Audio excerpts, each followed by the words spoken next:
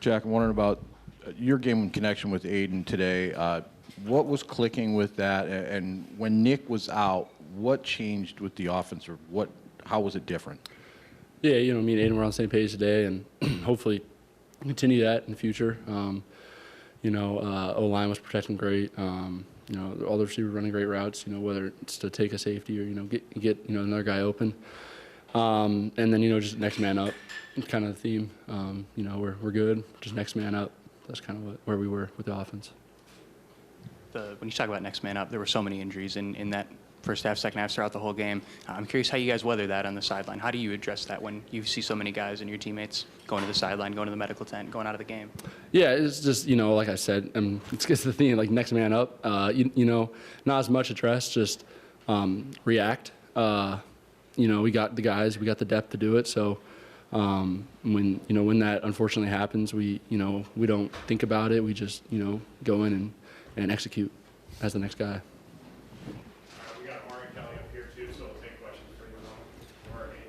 Amari, I was wondering the punt return there, what you saw on that and how big that was a week ago after fumbling that one, but to set up the score and obviously provide a spark. It was a good feeling. That's actually like my fourth ever punt return. So it feels good. Good having my teammates out there blocking for me, and everybody trusting me back there. Amari, have you ever had a punt return like that where you caught it over your head? It looked like it was one of Aidan's passes. Never have. It's bad technique, actually. So, yeah. This question for all three of you guys. Confidence, it seems that the confidence was high coming into this game. I know you probably say your confidence wasn't shaken, but talk about how you guys managed the emotions to the final minute of the game. Me, we came out, we stayed level-headed, and we played 4 quarters of football. I think, we took the momentum from last week and just came in and, continued growing and went out and scored. We played football how we know how to play football. I don't think there was much to it. It was just, went out there and competed. Yeah, we came in confident. I don't think it matters who we play. We're going to come out confident and try to go handle business, any way we have to. Whether, just trying to play complimentary ball with the defense. If we got to go score for them, we'll go score for them. If they got to get a stop for us, they'll get a stop for us. So just kind of. They pretty much said it all right there. We just gotta find a way to keep going and keep trying to move forward. However things go. So. Mm-hmm. Two questions here. First off, Jack, a performance like this, does this you at 100%? Does this feel like you've kind of got the ball rolling coming out of that injury in the fall camp? And then Aidan, when this guy's healthy and performing like this, how much easier does that make it for the offense? I felt good today. Try to keep that going. And like I said again, Aidan's throwing great passes. O-line was blocking well. Receivers running great routes. So just kind of keep that rolling. I just wish we could have gotten in the end zone today, some more. But at the end of the day, he's hooping. It is what it is. He's going out there and playing his hardest, no matter how he feels. He's going out there and he's playing. No matter what he got to do, he's doing his job. So it makes life a lot easier. You have receivers and you have tight end and running backs that can do it all. So it's just it's a big part of our game.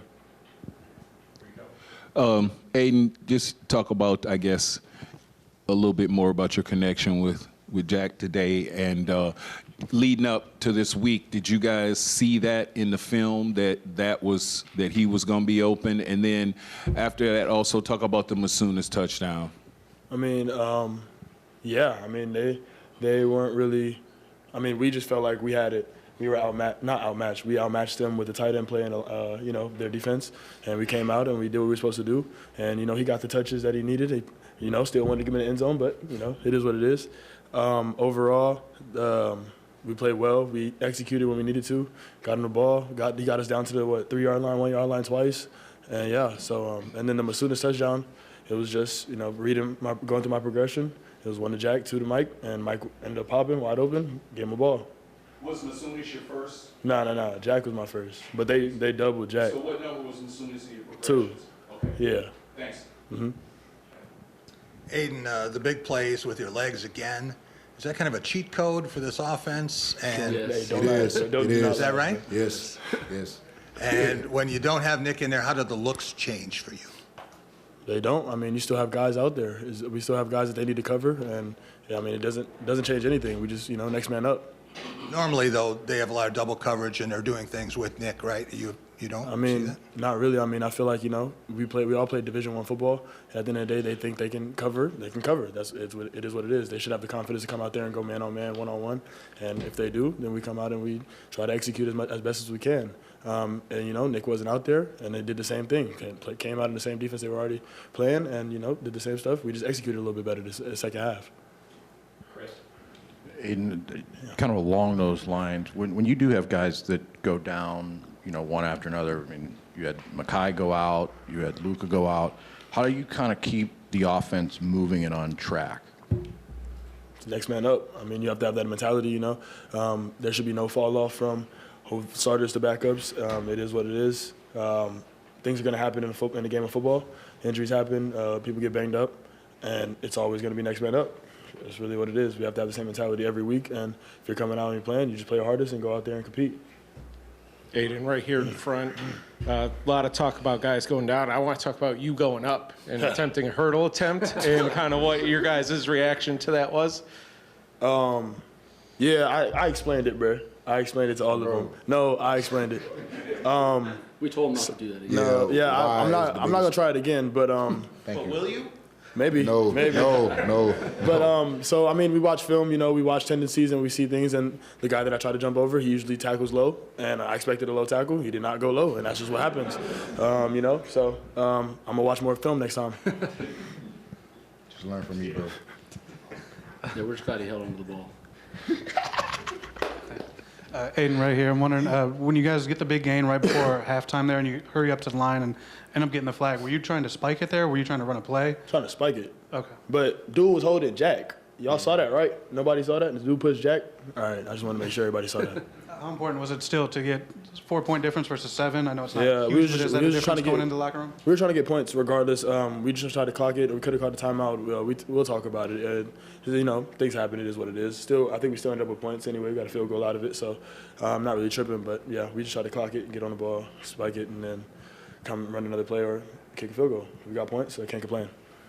All right, we'll wrap with Connor here. I wanted to ask about that, like getting the points out of that. I know it was a tighter game than most probably expected going into this, but sort of that urgency in the sense of having to execute deep into the game. I mean, where do you guys sort of gel this performance against an FCS team with where this season is at? I mean, we don't treat anybody different. We talk about it all the time, respect all, fear none. Everybody's nameless faceless opponent. That's what it is. We come out and we play football against whoever's in front of us that day. We see everybody as an obstacle of achieving our bigger goal, and they were an obstacle, and we got through it today. So, yeah. All right, guys. Appreciate it. Thank you. Go green. All right. Matthews and Jordan Hall coming over for defense. Jordan, after last week's obviously a thrilling win, how do you rate this performance? Obviously a different level of opponent, but they kept it close going into the fourth quarter. So just what you thought of the effort overall. Yeah, I think that they're a great team. They did a lot of things schematically that kind of took us some time to get used to. But yeah, I think overall there's a lot of room to improve, especially on the defensive side of the ball. Things that we're going to need to improve looking on to conference play in week 4 going over to USC. I guess building off that, what are those schematic things that were giving you guys trouble? And then I wanted to ask specifically about the linebackers and coverage, what the sort of issues are there, because it seems like there's been a few plays where guys have beaten you guys, and I know that's something you guys were working on in the offseason. Yeah, I mean, there's just some things in the scheme of our things that, I mean, offense's game plan to kind of get their best players in space, maybe on some mismatches. But I mean, I think overall the linebackers did a good job today in coverage. There were some plays maybe we could have played tighter, had some busts in coverage. But I mean, I like our guys and how we play. I wouldn't see that as a flaw in the linebacker room at all. So one of this is for both of you guys. Rossi was pretty liberal today with his substitution. It seemed like a lot of guys got in early, a lot of guys got in. How does that benefit you guys, maybe not in the short term, but in the long term, to have those guys get those snaps with each other? Yeah, well, first of all, it keeps kind of those starters fresh throughout the course of the game. And just looking long term into the season, when, you know, it's a long season, people get injured. We had some injuries today. Having those guys being able to get reps early on in the season. So in those bigger games, maybe we need those guys to have reps. They're ready to step up and they feel comfortable being out there. It's not their first time being thrown into a game in week 9 against a big opponent.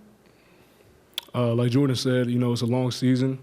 To have those guys that's out there playing, you know, being able to stay healthy is the key for, you know, a long season like this. So having guys that can come in and do their job as much as the next person is a huge thing for us.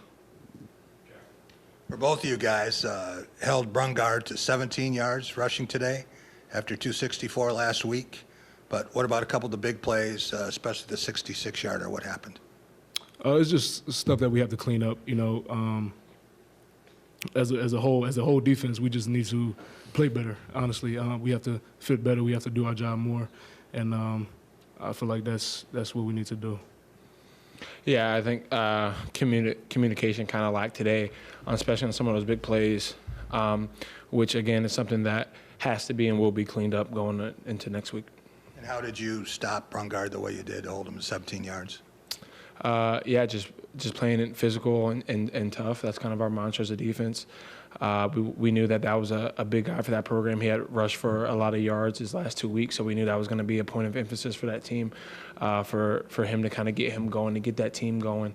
So that was kind of our game plan, just being physical at the point of attack and try our best to eliminate him from the game. I'm wondering, both of you guys, your reaction to Omarian's interception there. I don't know if you saw the replay or whatever on the iPad, just what it took to make that play, how important it was at that time, and for him especially to make a big play for you guys with the way he's started this year. What was your reaction to all that? Yeah, I mentioned this on TV right after the game. I love seeing that guy flying around making plays. It excites me knowing the history that he's had in recent times. But yeah, it was a great play, especially when that kind of momentum was shifting a little bit. I can't remember if that we had just punted the ball or turnover or what had happened, but it was big in that moment. Momentum was kind of shifting, and it was a big play that we needed right before half. When the offense was up here, they were talking about next man up and how with all the injuries, guys have to step up. But is it really that easy? Is it something that you think this group can respond with guys stepping into these roles? I mean, it has to be that easy. You have to step up. I mean, that's kind of just the way it is. I got forced into that role my freshman year when it's just something that you learn to adapt to do. And if you can do it, we'll find somebody else that can do it, that will step up. But it's definitely a learning process. A lot of guys got reps today. This is a great opportunity for those guys to learn and to grow and to know how to react in those situations. It's for both you guys. You know, every game is different. Everyone experienced the big emotion of last week, the double overtime. How do you guys make the mental shift when you come into a different game? Even earlier in the day, it's not the same type of situation, but it's still a hard-fought game. How do you guys make the mental shift for each game? There is no mental shift. We treat every opponent exactly the same, no matter if it's Youngstown or Boston College or Big Ten play. We want to treat all of our games the same with the same mindset. And that's something that we're going to grow on. I know we kind of felt like we came out a little flat today, and it showed. But that's definitely a point that we want to improve on, is realizing that it doesn't matter who we're playing. We're going to be competitive to the best of our abilities. You know, one game isn't bigger than the other. Like Jordan said, we game plan the same every week for each opponent. No opponent is bigger than the other, so we have to, keep that same mindset week in and week out.